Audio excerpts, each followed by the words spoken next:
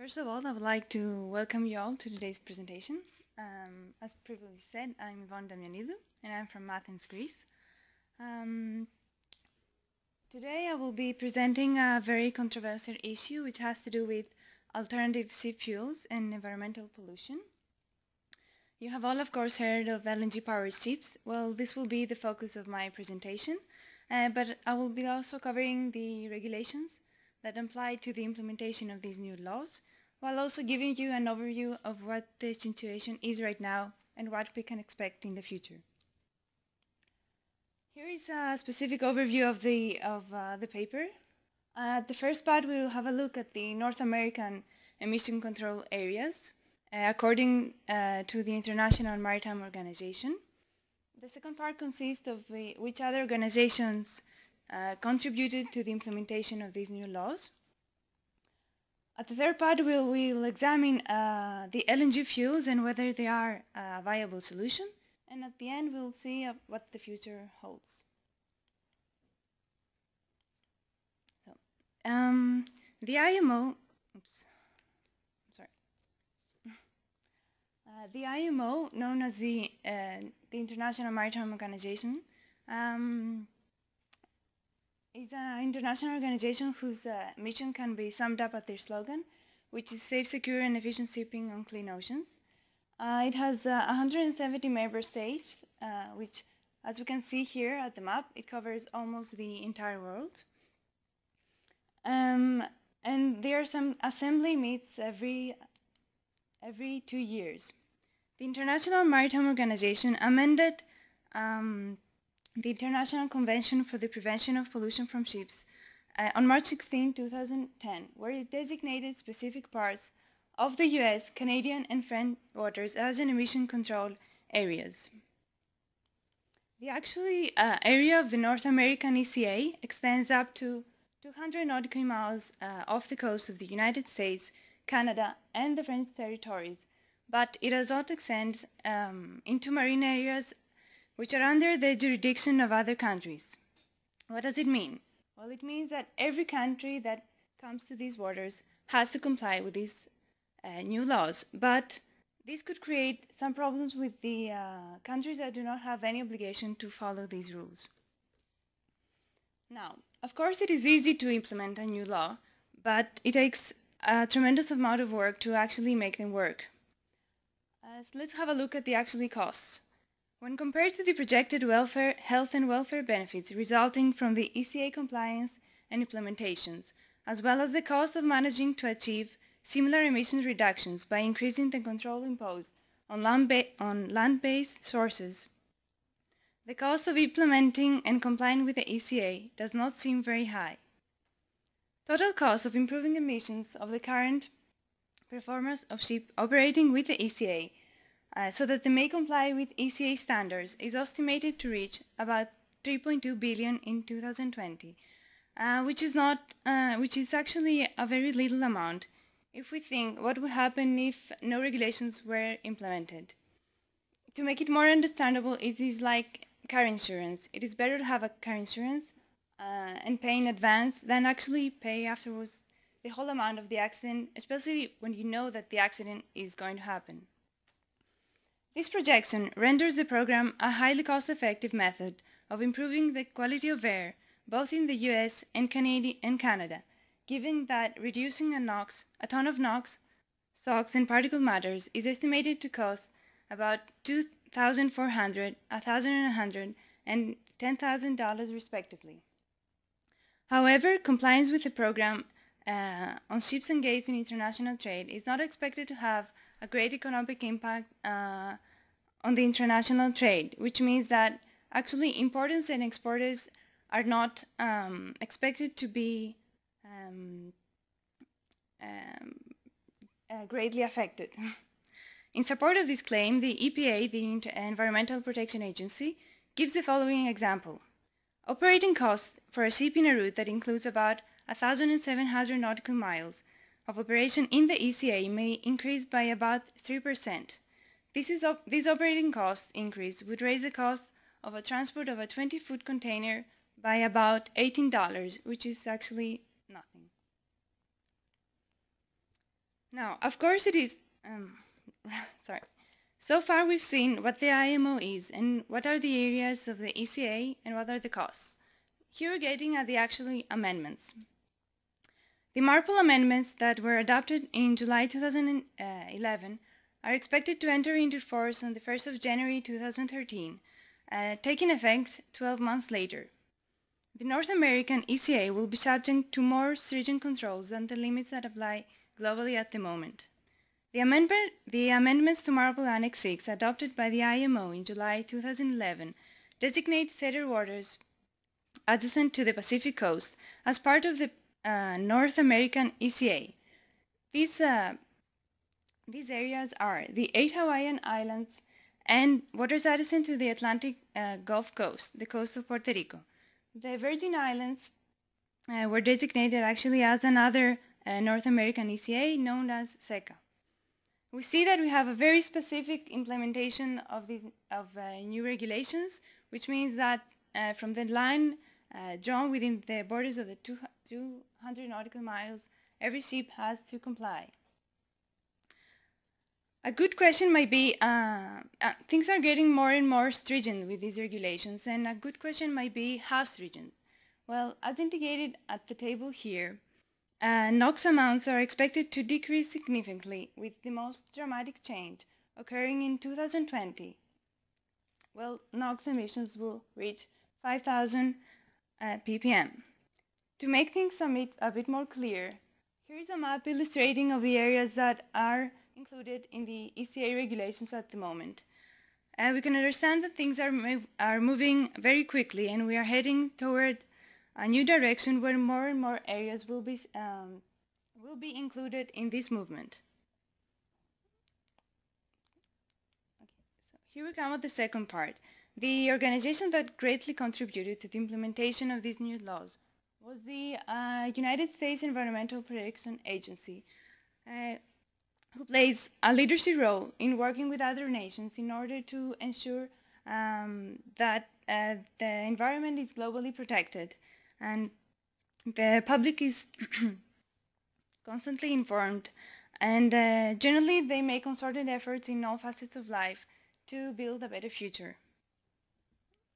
As mentioned earlier, the entire globe is in a transitional period, which is never financially easy, but it is definitely very worthwhile. As a result, the EPA is already examining the potential inclusion of other parts in the ECA regulations, such areas such as Puerto Rico, the U.S. Virgin Islands, and in the future other Pacific territories, Western Alaska, and smaller Hawaiian Islands. The key task of EPA is to identify, document, and work with sources of pollution. So which are the main sources of pollution? One of the most significant one comes from the ship engines. The emissions requirements that have to be met by the manufacturers of propulsion engines for the big ships are quite modest at the moment. The fuel these engines can use, as well as the auxiliary ones, can contain a large amount of sulfur. The emissions from the use of this fuel in the form of fine particulate matter, mainly sulfur, SOx and nitrogen oxides, are part of the reason why the National Ambient Air Quality Standards for particulate matter 2.2 and ozone cannot be attained. What is more, such emissions may cause a variety of environmental problems throughout the USA and even can contribute to creating vision problems for the public. So far, conventional ships were actually not restricted of a lot of things, which means that they were actually allowed to pollute. The EPA is trying for many years now to control the pollution generated by large ships' emissions. Designating the waters of the U.S. Right along with the Clear Air Act is part of EPA's strategy, as is the implementation of Annex 6 requirements through regulations that were adopted under the Act to prevent pollution from ships. EPA National Clean Diesel Campaign includes the Clean Port USA program, which focuses on existing oil engines and other equipment operated as ports. The goal is to manage emissions by innovations.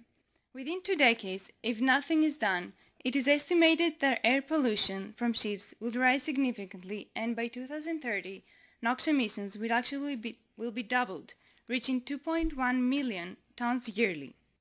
The particle matter 2.5 emissions would rise to 170,000 tons, almost 3 times the present mark. With EPA's coordinated efforts, the North American ECA is opting to ensure that all the ships that operate within the ECA North American areas and ports reduce significantly their emissions for the benefit of a major percentage of the population as well as the ecosystem on land and in the seas. The amendment of Marble Annex 6 was agreed upon by the member states of the IMO in October 2008. New emission standards regarding new tiers of NOx and sulfur controls were adopted, the most stringent of which apply on ships operating in designated ECAs. These include the recently designated North American emission control areas. NOx emissions limits are set for diesel engines depending on the maximum operating speed as shown at the table here. Tier 1 and Tier 2 limits are global, while Tier 3 apply only in NOx emission areas. So we saw which are the main pollutants and how EPA and IMO are constantly working together towards reducing the emission from ships. A logical question might be, why bother? Well, as one can imagine, the benefits from applying the benefits are plenty, and most importantly, the whole world can enjoy them. Dramatic improvement in the quality of air in the US coastline, but also over a large percentage of the inner part of the Atlantic is expected as a result of reduced particle matters and ozone from ships complying with the ECA standards. Of course, the most immediately and apparent improvements will be felt in the areas along the coast, which does not exclude the possibility, as stated by the EPA, that significant improvements will extend hundreds of miles inland, reaching even non-attainment areas such as Tennessee, Pennsylvania, and Nevada. National treasures such as the Grand Canyon National Park and Great Smoky Mountains will see air quality improvement as well. Further significant economic and health benefits are expected to result from the North American ECA, specifically by 2012, when ship-related adverse health impacts of the US and Canada will begin to diminish through compliance with the ECA standards. According to the EPA's estimations, by 2020, the annual benefits will include preventing between 5,500 and 14,000 premature deaths, 3,800 emergency room visits, and almost 5 million cases of acute respiratory symptoms. These benefits will increase beyond 2020 as normal fleet turnover occurs and more vessels comply with the 2016 NOx emission limits. Finally, by 2020, the monetized health benefits in the US are projected to range from 47 to 110 billion. Although there is a lurking fear for a potential problem of fuel availability, it has yet to be substantiated. In fact, according to some sources, currently natural gas reserves equates to approximately 65 years of global consumption. Unconventional natural gas reserves that are more difficult to reach are estimated to yield about 350 years of global natural gas consumption, which I believe will take care of quite a few generations. After having understood the regulations and the need of implementing them, it is crucial to investigate how are we going to make the risk reduction happen. One of the most talked about solutions is the use of LNG fuels. Let's have a look at their advantages to understand why they are important. LNG fuels are less corrosive and have more silent combustion than marine diesel oil and heavy fuel oil. They are cleaner than these crude oil derivatives, which are to a great extent unrefined and thick, which means that they constantly need to be heated in order for their viscosity to be lowered in order to allow them to flow. Other serious considerations in favor of the LNG have to do with the environment. Bearing in mind that maritime traffic heavily contributes to pollution, it follows that LNG fuels has no sulfur, no SOx emissions, and very low NOx emissions, which is much more efficient and reduces environmental pollution which in turn translates into decreased cost effectiveness. Using LNG has tremendous advantage of cleaner air.